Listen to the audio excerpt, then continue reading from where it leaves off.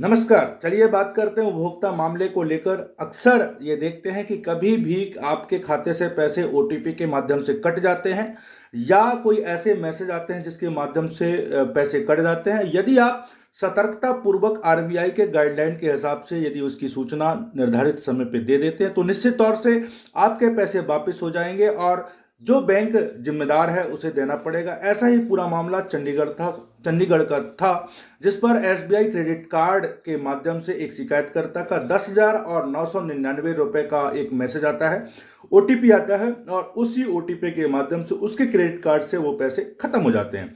फिर शिकायतकर्ता इस बात की सूचना तत्काल बैंकिंग को देते हैं और साथ में एसबीआई क्रेडिट कार्ड को दिया जाता है और सूचना उसकी मोहाली पुलिस साइबर क्राइम को भी देता है और लोकपाल को भी देता है।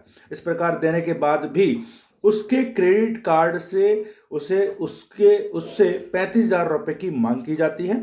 फिर वह उस बात की सूचना देने के बाद भी उस 35,000 के क्रेडिट कार्ड को शिकायत के साथ जमा करता है, आपत्ति के साथ कि यह तो गलत हुआ है। उसके साथ 10,000 और 999 रुपए का जो ओटीपी आया था वह गलत है। तो इस बात की सूचना देने के बाद भी जब उससे मांग की जाती है और इसके बाद उसे डिफॉल्टर घोषित कर दिया जाता है, तब जाकर वह चंडीगढ़ आयोग के समक्ष दावा प्रस्तुत करता है कि उसके साथ गलत हुआ है, उसके साथ चीटिंग हुई है। तब चंडीगढ़ आयोग ने कंपनी को बुलवाते हैं, एसबीआई क्रेडिट कार्ड के कंपनी को। उनके द्वारा कोई सूचना या जवाब नहीं दिया जाता। आयोग पाता है कि इसमें गलती जो है वह एसबीआई क्रेडिट कार्ड की है, क्योंकि शिकायतकर्ता के द्वारा निर्धारित समय पर सूचना दे दी गई है और यदि उससे एक्स्ट्रा पैसे लिया जा रहा है तो वह अनाधिकृत पैसे का है, क्योंकि आरबीआई के गाइडलाइन 2017 में उन्होंने स्पष्ट जारी किया है कि कोई भी ऐसे अनाधिकृत ट्रांजैक्शन के लिए यदि कोई होता है तो उसका जिम्मेदार या लेनदार ग्राहक नहीं होगा।